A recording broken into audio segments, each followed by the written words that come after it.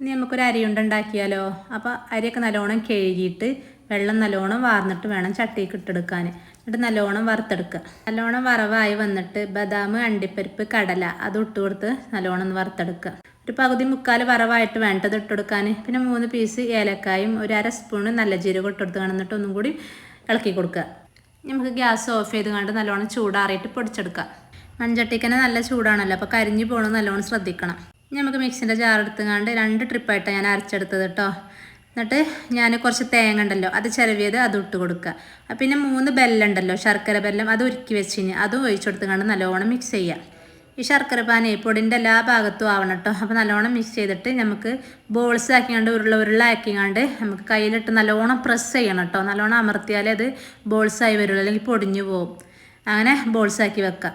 അങ്ങനെ ബാക്കിയുള്ളതൊക്കെ ഞാൻ അങ്ങനെ ചെയ്തെടുത്തു. അപ്പോൾ നമ്മളെ അരിയുണ്ട റെഡി ആയിട്ടോ. അപ്പോൾ അങ്ങനെ എല്ലാവരും ചെയ്ത് നോക്കാത്തവരൊക്കെ ഉണ്ടെങ്കിൽ ചെയ്ത് നോക്കണ്ടേ. അപ്പോൾ നമ്മളെ വീഡിയോ കണ്ടാൽ ഇഷ്ടപ്പെട്ടാണെങ്കിൽ ലൈക്ക് ചെയ്യണേ. താങ്ക്